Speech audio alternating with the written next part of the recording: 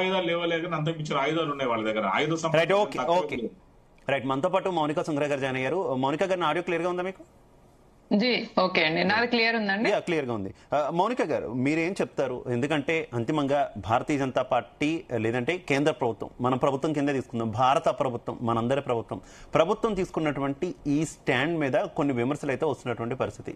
ముఖ్యంగా Iran supreme leader ఖమేనీని American దళాలు చంపేసిన తర్వాత కనీసం దాని మీద రెస్పాండ్ కాలేదు, సంతాపం కూడా తెలియజేయలేనటువంటి పరిస్థితిలో ప్రధానమంత్రి ఉన్నారా అని కొంతమంది క్వశ్చన్ చేస్తున్నటువంటి పరిస్థితి.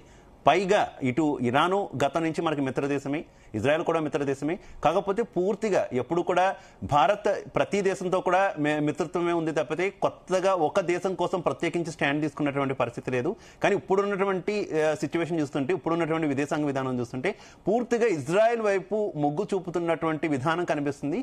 ఇది ఫ్యూచర్లో భారత్కు మంచిది కాదు అనేటటువంటి వాదనలు ఉన్నాయి. ఏం చెప్తారు? ప్యానెల్ సభ్యులందరికీ నమస్కారం. ఒక మహిళగా నేను నా ఒపీనియన్ చెప్పబోతున్నాను. ఒక భారతీయ జనతా పార్టీ లీడర్ గా, ఒక మోదీ భక్త్ గా నేను నా ఒపీనియన్ చెప్పబోతున్నాను. ప్యానెల్లో ఉన్న మగవాళ్ళు దయచేసి కొంచెం టాలరెన్స్ ప్రకటించి నేను మాట్లాడుతుంటే మధ్యలో ఇంటరప్ట్ చేయొద్దు. వాళ్ళకి టర్న్ వచ్చినప్పుడే మాట్లాడతారని నేను ఆశిస్తున్నాను. ఫస్ట్ థింగ్, ఈ రోజు హోలీ అండి, గ్రహణం కూడా ఉండింది, చంద్రగ్రహణం. మళ్ళీ భారత్ క్రికెట్ సెమీఫైనల్స్ కి వెళ్ళింది, ఈ సంతోషంలో ఉన్నారు. భారతదేశంలో ఇట్లా సంతోషంగా ఉండడానికి కారణం, భారతీయ పౌరులు ఒక నిజమైన నాయకుణ్ణి, ఒక గట్టి పార్టీని తమను ఏలుకోవాలి అని అక్కడ గద్దెన ఎక్కించడం అనేది జరిగింది. 12 సంవత్సరాల నుంచి కూడా ఎంతో ఉత్తమంగా పాలన జరుగుతుంది కాబట్టి కోవిడ్ లో మనం తట్టుకున్నాం. ఇప్పుడు వరల్డ్ వార్ ప్రపంచమంతా కొట్టుకు వస్తున్నా కూడా మనం సేఫ్ గా ఉన్నాం, నో డౌట్. ఇందులో ఎవరికైనా అనుమానం ఉన్నా, ఎవరికైనా ఏదైనా ప్రాబ్లం ఉంటే వాళ్ళ అడ్రస్ నాకు ఇస్తే నేను వాళ్ళకు బర్నాల్ పార్సల్ పంపిస్తాను. రెండో పాయింట్, 26/11 ముంబై అటాక్స్ జరిగిన తర్వాత మనము ఎలాంటి ఆపరేషన్ చేయలేదు పాకిస్తాన్ మీద. అదే భారతీయ జనతా పార్టీ అధికారంలోకి వచ్చిన తర్వాత సర్జికల్ స్ట్రైక్స్ ఇవన్నీ పక్కన పెడితే సివిలియన్స్ మీద జరిగిన పహల్గామ్ అటాక్ కి ఆపరేషన్ సింధూర్ తోని పాకిస్తాన్ ని బిచ్చమెత్తుకునేలాగా చేసినాం. నీళ్లకు కూడా కొట్టుకునే లాంటి పరిస్థితికి, మోకాళ్ళ మీద వంచే పరిస్థితికి తీసుకొచ్చిన ఘనత భారతీయ జనతా పార్టీ, నరేంద్ర మోదీ ప్రభుత్వాన్ని. ఇది జనరల్ స్టేట్మెంట్. నెక్స్ట్, అంబేద్కర్ గారు Pakistan the partition of India అనే బుక్ లో క్లియర్ గా Muslim brotherhood is for only Muslims అని చెప్పిండు. ఏ ముస్లిం అయినా ఎప్పుడైనా ఏ దేశంలో ఉన్నా ఆ దేశం ముస్లిం దేశం అయితే తప్ప ఆ దేశానికి అతనికి లాయల్టీ చూపియడు అనేది మనం చూసినాం. అదే అంబేద్కర్ గారు క్లియర్ గా చెప్పిండు. ఇంకో పాయింట్ కూడా ఏం చెప్తారు అంబేద్కర్ గారు అంటే, ఒక ముస్లిం చచ్చిపోవడానికి రెడీగా ఉంటాడు. అంటే పుట్టిందే చావడం కోసం, అంటే పుట్టిందే జిహాదీ అవ్వడం కోసం. జిహాద్ అనేది వాళ్ళ రిలీజియస్ గా ఒక ధర్మ యుద్ధంగా వాళ్ళు ఫీల్ అవుతారు కాబట్టి ఆ దాన్ని చేయడం కోసమే ప్రతి ముస్లిం వెయిట్ చేస్తాడు అని అనేది అంబేద్కర్ గారు క్లియర్ గా చెప్పింది. శ్రీనివాస్ రెడ్డి గారు, నేను మాట్లాడేటప్పుడు డిస్టర్బ్ చేయకండి అని ఇందాకనే చెప్పాను. శ్రీనివాస్ రెడ్డి గారు కొంచెం టాలరెన్స్ పట్టించుకోండి. కొంచెం టాలరెన్స్ అనేది కాంగ్రెస్ ప్రభుత్వం నుంచి అసలు మీరు మహిళల్ని బతకనియరా? కంటిన్యూ మౌనిక గారు, come to the point. Mounika గారు, come to the point please. తప్పు మాట మేడం, మహిళల బతుకునేది మీరు అక్కడ ఖమ్మంలో ఇల్లు కూరుస్తారు, ఇక్కడ ఇల్లు కూరుస్తారు. ఒక డిబేట్ లో వద్దు, మనం వేరే టాపిక్ లో వద్దు. మౌనిక గారు please come to the point. Mounika గారు, come to the point please. మీరు శ్రీనివాస్ రెడ్డి గారిని సైలెంట్ ఉండమని చెప్పండి. Please continue. మౌనిక గారు, మనకున్న టైం తక్కువ, దయచేసి ఇద్దరు అర్థం చేసుకోవాలి, టైం వేస్ట్ చేసుకోవద్దు. మౌనిక గారు, కమ్ టు ద పాయింట్. మరి మీరు మాట్లాడకండి.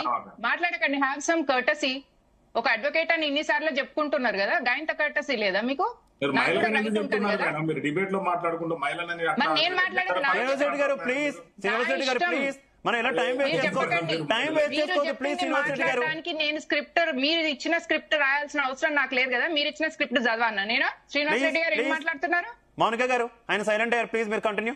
Come to the point. నేను ముందే చెప్పిన, ನಾನು మాట్లాడేటప్పుడు ఒళ్ళు మండుతుంది. రావాలి ప్లీజ్, మన సబ్జెక్ట్ లోకి రావాలి, మన టాపిక్ లోకి రావాలి ప్లీజ్. మీరు నన్ను మధ్యలో ఇంటరప్ట్ చేయకండి శ్రీనివాస్ రెడ్డి గారు.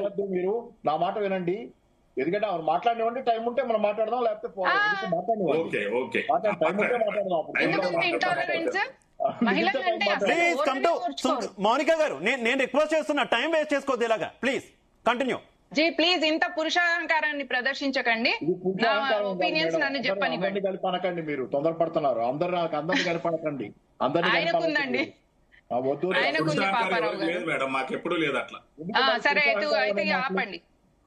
సరే అయితే పాకిస్తాన్ ఇంకొకటి కూడా ఏంటి జరిగింది అంటే, పాకిస్తాన్ సిఐఏ నుంచి వెళ్ళి వచ్చిన ఫండ్స్ తోని న్యూక్లియర్ ఫిజిసిస్ట్ మనం చూసినాం అబ్దుల్ ఖాదర్ అనే వ్యక్తి న్యూక్లియర్ వెపన్స్ అని బ్లాక్ మార్కెటింగ్ చేసింది అమెరికా ను పాకిస్తాన్ కలిపి. అయితే పాకిస్తాన్ ఎవరికీ కాదు అంటే కనీసం వాళ్ళకు కూడా లాయల్ గా ఉండలేని ఒక దరిద్ర దేశం, ఒక టెర్రరిజం కు ఒక దేశం ఉందంటే అది పాకిస్తానే. కాబట్టి పాకిస్తాన్ ఏం చేసింది, అబ్దుల్ ఖాదర్ ఈ న్యూక్లియర్ ఫార్ములాస్ ని ఇరాన్ కి ఇవ్వడం అనేది జరిగింది. ఇప్పుడు ఇస్లామిక్ కంట్రీస్ ఎట్లుంటాయి అంటే, ఎప్పుడైనా కూడా ఇప్పుడు క్రిస్టియన్ కంట్రీస్ మీరు చూడండి, అమెరికా క్రిస్టియన్ కంట్రీ, బ్రిటన్ ఒక క్రిస్టియన్ కంట్రీ. కాబట్టి సిఐఏకి బ్యాకప్ గా ఏముంటదంటే బ్రిటిష్ గూఢాచార వ్యవస్థ MI5 MI6 సిఐఏకి బ్యాకప్ ఉంటది. ఇదే విషయంగా మనం చూసుకుంటే ఈ ఇస్లామిక్ కంట్రీస్ లో ఉన్న వీళ్ళకున్న సీక్రెట్ ఏజెన్సీస్ ఎట్లా పనిచేస్తాయి అంటే, వీళ్ళకి ఎట్టి పరిస్థితుల్లో కూడా న్యూక్లియర్ వెపన్స్ రావద్దు ఈ గల్ఫ్ కంట్రీస్ కి అనే ఉద్దేశంతో ఇటు రష్యా కమ్యూనిస్ట్ కంట్రీ ఉంటది, చైనా కమ్యూనిస్ట్ కంట్రీ అదే ఒపీనియన్ తో ఉంటది, బ్రిటిష్ క్రిస్టియన్ కంట్రీ అదే ఒపీనియన్ తో ఉంటది, అమెరికా క్రిస్టియన్ కంట్రీ అదే ఒపీనియన్ తో ఉంటది.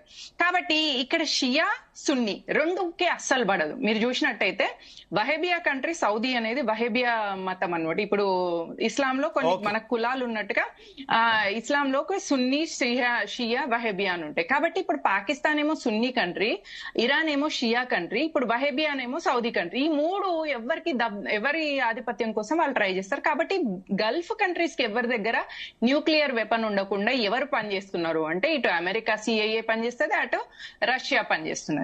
కాబట్టి ఈ పాయింట్స్ ని మనం గమనించినట్టయితే మనము న్యూక్లియర్ పవర్ ని అటల్ బిహారీ వాజ్పేయి గారి గవర్నమెంట్ లో మనం సక్సెస్ఫుల్ గా ఒక న్యూక్లియర్ స్టేట్ అయినాం without the support of any of these countries.